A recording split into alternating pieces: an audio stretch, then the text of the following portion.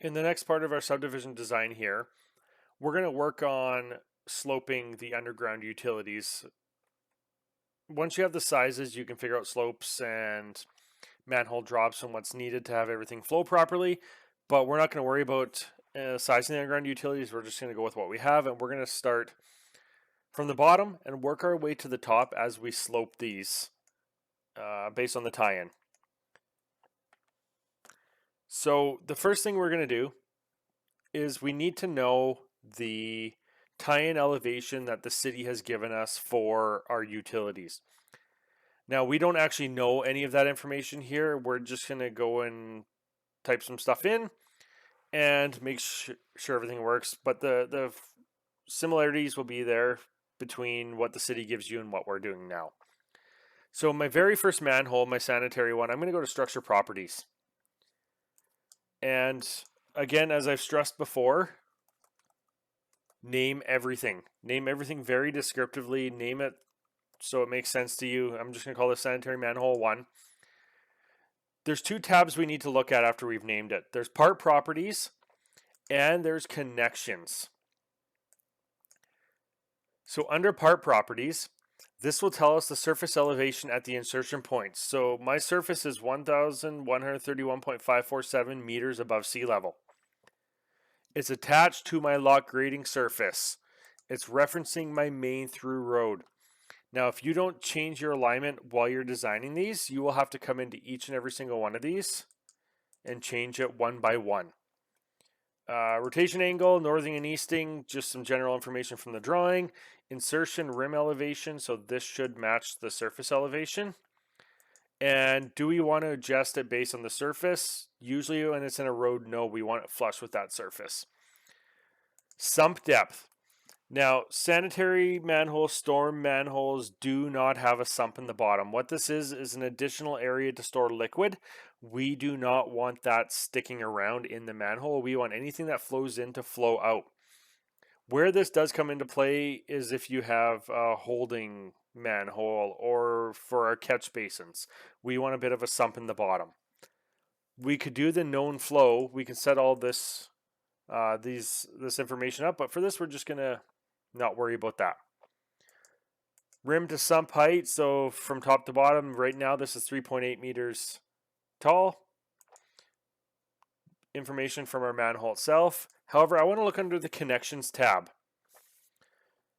Knowing that the surface was 1,131.547, I'm going to type 1131.547 just to remember that number.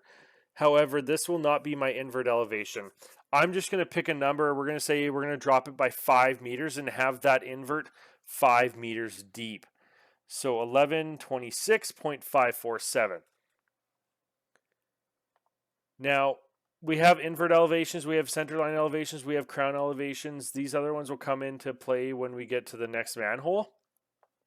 It also tells you the slope of the pipe. However, you cannot change it in here. We have to change it through pipe properties. So I'm going to remember my 1126.547. I'm going to hit OK. I'm going to select my pipe, go to pipe properties, and again, name the sanitary pipe 1. These are the only two I'm going to name just to speed this video up, but go through and name your entire system. So knowing that my start invert elevation is 1126.547, my end invert elevation is the one I want to go to. I want to slope my pipe up. So starting at the lowest point, we want positive slopes. I'm going to type in 0.8%, I believe, for this one. And again, the design guidelines will tell you your minimum slopes. We're just picking some numbers here. So I'm going to change my pipe slope holding the start. Start invert, this is the one I set up. This is the one I want to hold. So pay attention in here, whether you want to hold the start or hold the end. I'm going to hit apply. And we see the end invert is now 1127.101. I'll hit OK. I'll go to my next manhole, structure properties. And we now have 3 pipes connected to this. This is another thing where Civil 3D displays what you're clicking on. So if I click on this, it's my pipe to the left. If I click on this one, it's my pipe to the right. If I click on this one, it's my pipe to the top, the north. So my pipe from the left is coming in 1127.101. When we have flow pass through a manhole, we don't just match all the inverts. So I would not do this. It may seem like it's okay. However, you got a pipe coming in to the right at 1127.101. You got a pipe going out from the left 1127.101 with a 0% slope in between them. So the way we handle this, where I live in Calgary here, is we have what's called a manhole drop. So the pipe coming in, depending on if it's 0 degrees, if it's straight in, if it's between 0 or 1 and 90, it'll come in at a different elevation. If it's between 90 and 180, it will come in at a different elevation. So all that means is this pipe is straight in, straight out. So the pipe out to the right will be 0.03 meters higher. So this will be 127.131. We have a 30 millimeter drop, a 3 centimeter drop in that pipe. The pipe to the north, now this one is 90 degrees, so if it's straight in is 0.03. If it comes in and out somewhere in this 90 degrees, so here to the left, it's 0.06 drop. So my pipe to the north will be 1127.161. If the pipe happens to come in from over where my mouse is into the manhole and out to the left, that is between 90 and 180 degrees. We need a 150 millimeter drop. So we would change this number by 0.15. So again, remember these numbers, 1127.131, 1127.161. Because when we go into the next pipe properties, we have 1127.131. We want to change the start invert by point. We want to change it to 0.8. Same with this one here. Pipe properties, 1127.161, 0.8. This also helps that when you've drawn it, you've toggled either upstream or downstream, upslope, downslope. So you know where you're starting, you know where you're ending. So I'm going to go through this next manhole, structure properties. And if I click here, 1127.800, this will be 1127.860 because it's a 90 degree bend to the north. We'll go structure properties, or pipe properties, sorry. And we'll change this last one to 0.8. Now, we haven't seen anything happen because we've only been working on a plan view. We can put these into our profile views now. Do not select similar for these. If you select similar, it's going to add every single pipe to every single profile and you're going to wind up confused. I'm going to select my manholes for my storm and my sanitary. I'm going to select all the pipes along this main road for my storm and my sanitary. And finally, I'm going to select these. I'm going to right click, draw parts in profile view. I'm going to make sure I select my main through road and we'll click. Civil 3D will put them in here. Here is our storm or sanitary, which we've sloped in. We haven't worried about storm yet. Let's now go and select these pipes going into our cul-de-sac along with these manholes. We're going to add them into two profiles, not the label. Draw parts in profile view, and I'm going to add them into my cul-de-sac entrance road. Now, technically, we should have additional alignments and profiles for the fact that we cannot see the structures on this. I don't even think we can go to profile view properties and tell this to be minus, we'll say 50, and have those show up. Yeah, we can't even do that because they are not on the alignment itself. If we extend this alignment, because it's attached to our road, it's going to cause a problem. So generally, we have alignments for our corridors, and we would have additional alignments to show our drawings and to show our pipes and our utilities in.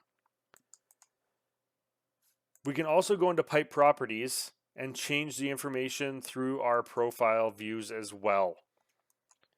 So again, this can become a little bit difficult when you can't see things. However, in this case, we have access to everything, we see everything, and we can continue modifying from there. So again, the steps would be the same for your storm as well.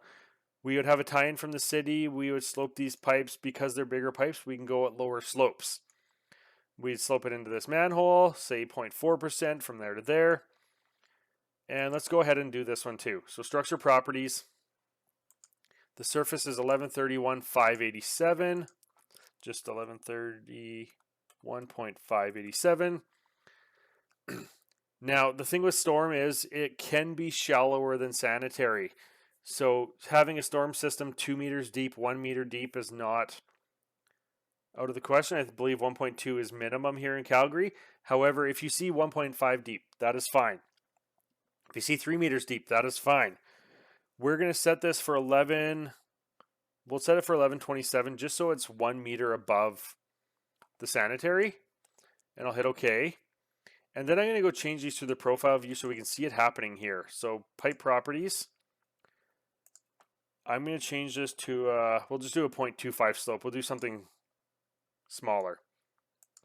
Now another way we can set our inverts up is you can use these grips. You can come into your profile and type things. So knowing straight through the manhole is 0.03 drop, we do have to pay attention to the vertical exaggeration of our profile. So this is 10 times exaggerated. Yep. So 0.03 drop, we can just grab this and move it up 0.3. So that is another option available for you for doing these. However, structure properties is probably always the easiest way. And as we have 5 pipes coming into this manhole here, it might be a little easier to do this through plan view. So structure properties. This is the pipe coming in, so we have 1127.755. This is the pipe going out, which is 30 millimeters higher. The pipe to the north will be 1127.755 plus 60 millimeters. So this will be 815. I'm just going to check my math here.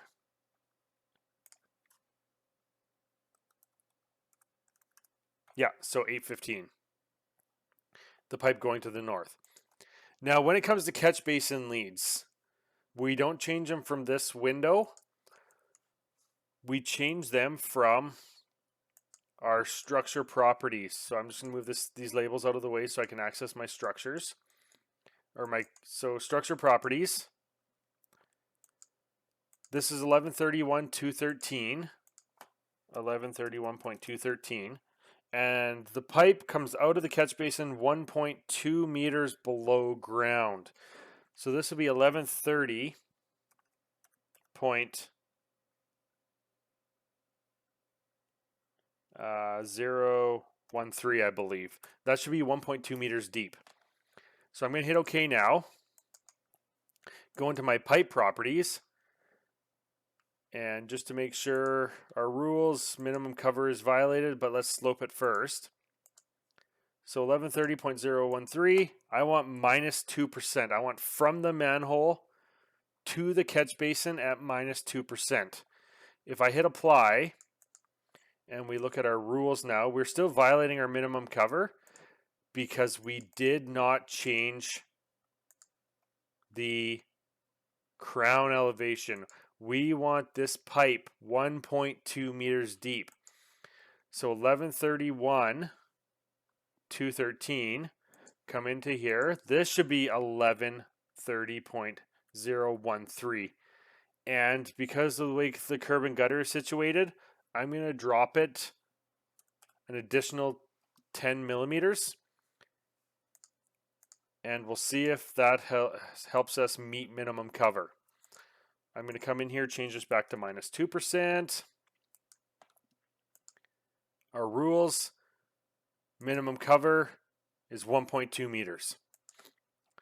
So this pipe starts 1.2 meters below ground and slopes to the manhole at 2%. We do not have to worry about any manhole drops because theoretically these pipes will come in higher than the outgoing pipe. So if I just draw this in profile view quickly, our pipe up here comes in well above these ones. So again, there's a lot of back and forth. There's a lot of changing things. Setting your slopes up, making sure everything is correct, ensuring that all the water flows downhill. We definitely need to use critical thinking here because we need to make sure that no pipes are interfering with no other pipes. So when you're done sloping all these, we need to check any interferences. Make sure that, for example, this sanitary pipe is not going through this storm pipe. And if we look at this connection right here, this red pipe is the one coming in. It is, measure a distance here,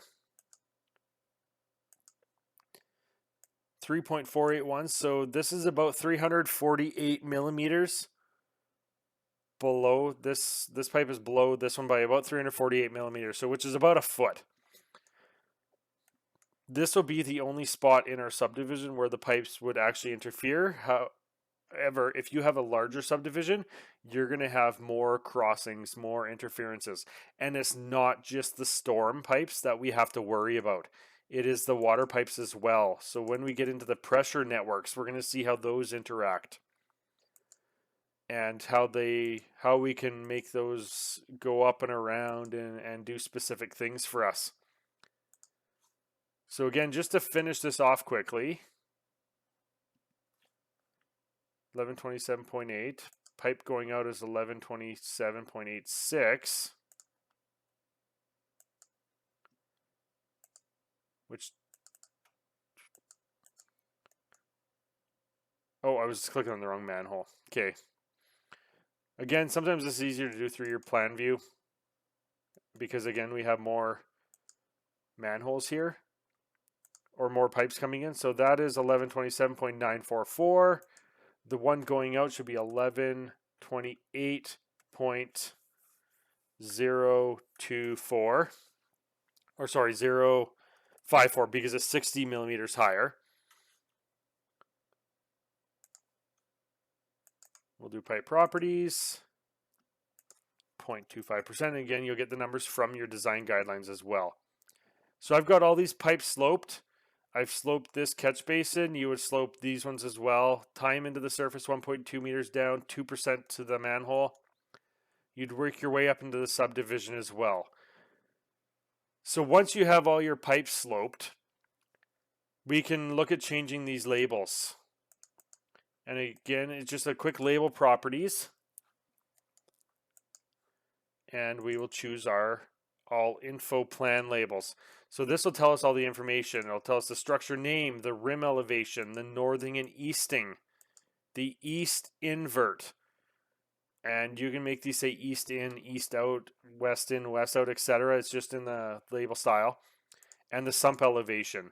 So we want to confirm the lowest invert is the elevation of the sump that Civil 3D has. When it comes to your catch basins though, all info plan labels, this sump should be a meter below the lowest invert. So my invert is 1129.753. My sump is 1128.753. We have about a meter in the bottom of these catch basins to hold debris, to hold sticks, to hold rocks. And it's easier to clean them out of a catch basin than it is the pipe or the manhole attached to it. So that the previous two videos were how to draw in your sanitary and your storm networks, lay out your catch basins, lay out your pipes, how to look for interferences, and then we sized and sloped them. When you have all the sizing and sloping done, Civil 3D does have what's called an interference check. So if we create an interference check, I want to check interferences between storm and sanitary. Storm, sanitary, interference check. Storm layout, sanitary layout. And we can do a 3D proximity check. So 3D will check around the pipe, whereas just a plain old interference check will only check the pipe dimensions itself. So if I want to check within a foot, so we're going to go 3.3 meters. So we want to check 300 millimeters around a pipe. I'm going to hit OK.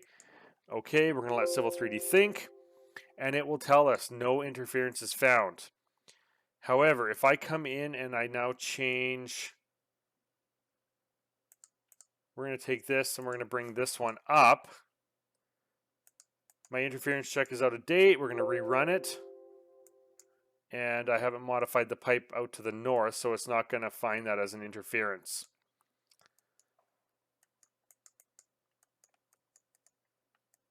So just changing a few things here, modifying stuff. You can run interference checks. Anytime you do change something, Civil 3D will give you a warning here.